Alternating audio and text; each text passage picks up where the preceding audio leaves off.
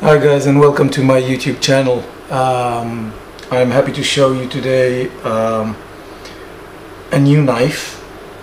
Actually, it's one of a kind, and the reason it is a one of a kind is because this is my third attempt of making a knife.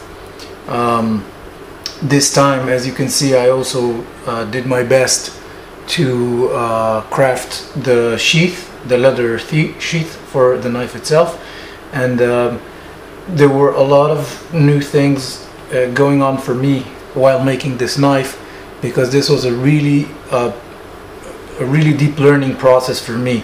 There's no one to show me how to make knives other than YouTube, and I'm studying as I go, and it's a fascinating process which makes you understand how complex knife making is, and also in a very interesting way connects you to the knife in ways that or you could say in angles that you've never experienced before. It's really making a knife out of nothing, and you make a lot of mistakes on the way, and by doing those mistakes, by by inhaling those mistakes, by observing them with a smile, you learn and you become better and better. And I've made many mistakes while crafting this knife, and it was absolutely fantastic, because I've learned things that you don't learn online. And saying that, I just have to emphasize how important it is to go and try.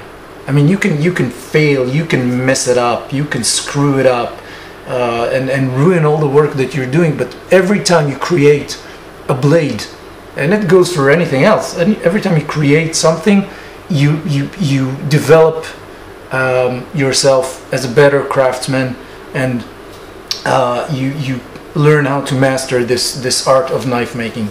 So let me just present you this knife. This is the knife I made.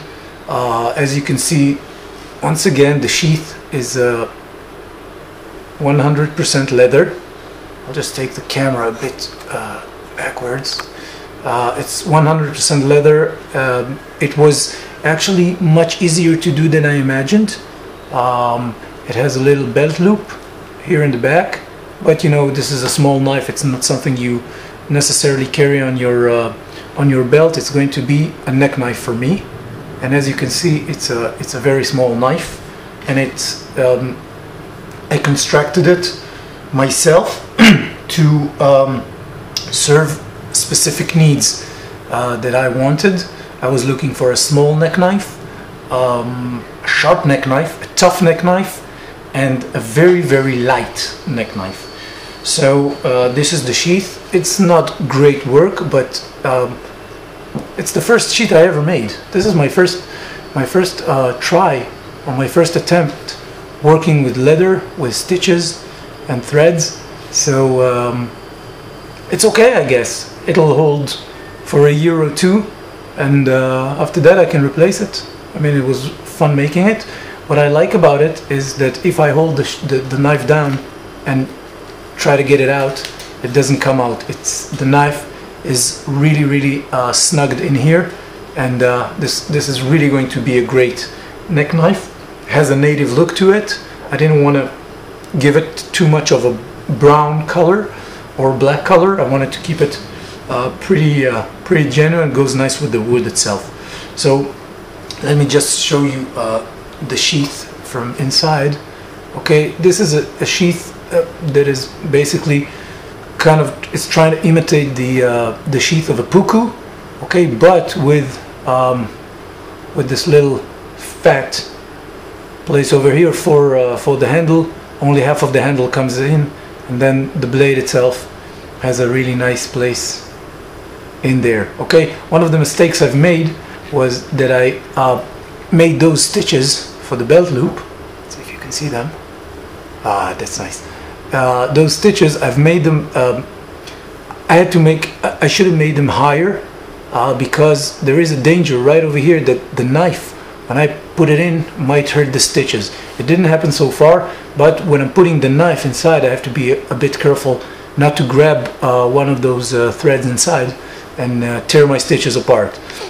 If it happens, I'll just have to make a new and improved sheath. About the knife itself, well, it's true that a neck knife for me should serve as a bushcraft knife or a camp knife, but I wanted to give my knife, my blade, a bit of a special look, something to suit the oriental characteristic of the place I'm in. I live in Israel, and as you know, there are different needs. This is not a northern country, it's a Mediterranean country, and I wanted to make it look a bit authentic. So this is the blade, and it may look a bit funny to you, but this is kind of a Muslim look, you know, like those great big swords that they used to have, or the barbarian tribes in Africa had great, in northern Africa actually, okay, the Bedouins, the Muslim tribes, they had the swords that were looking kind of like this. Of course, if it was a bigger blade, it would be a great chopper, but it's not a chopper, and I'll show you why I made this blade the way it is. First of all, the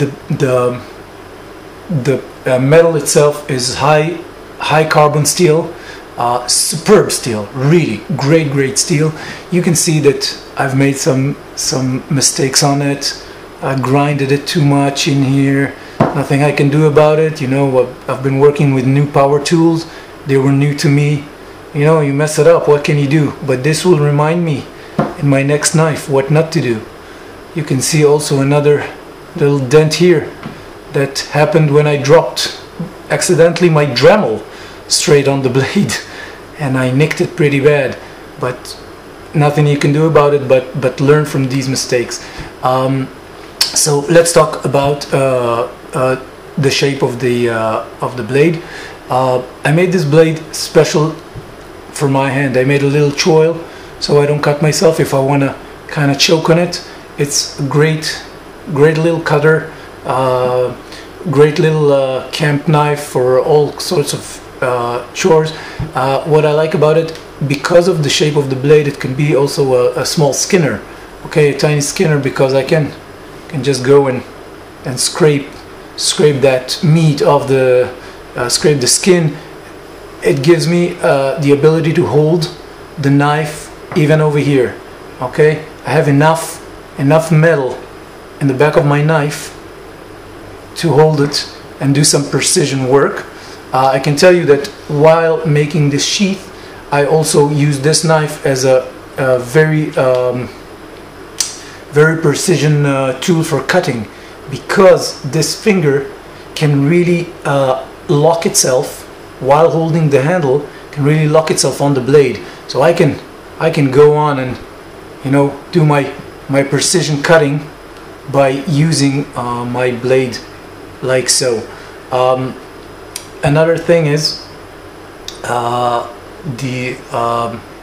blade itself is not very thick, okay, so I cannot put a lot of pressure on the back. So if I need to put some pressure, if I want to make, you know, little cuts and grooves, I can also use the tip of the blade for doing it, okay, because I have the choil here. I can really do like little fine work, feather sticks, whatever, you name it. It's a great little blade in my opinion, and it's very light. Now, this was my first attempt on constructing a hidden tang. So as you can see, it is a full tang, but it's a hidden tang. And what I did here, I used a piece of it's not brass. I don't know exactly the name of it. I didn't have any please, you know, like the brass thing, so I had to construct it myself. And then I've placed one leather spacer between the metal piece and the wood, so I have a leather spacer here. Then I have eucalyptus tree, Eucalyptus tree is a tree originally comes from Australia, but is pretty common here in Israel. They used it to dry the swamps. It's a tree that sucks in water like you cannot believe it. It can really dry swamps, so they planted a lot here. It's a very tough wood. Okay, it's really strong. However, it's really light. Okay, then I have a couple of leather spacer here. Okay, and then another piece of eucalyptus tree. While the back of the knife, okay, I wanted it to give me a nice place for my thumb in case I want to dig in. Okay, I don't have a guard here, so this really locks my blade in place. So it's great for reverse grip as well. And the mistakes I've made on the handle are that it is just a teeny bit crooked, but this is just, you know, this is just mastering the skills and knowing how to work even better with the tools I have. So this is it. This is my new neck knife. I can tell you it's light like you wouldn't believe it.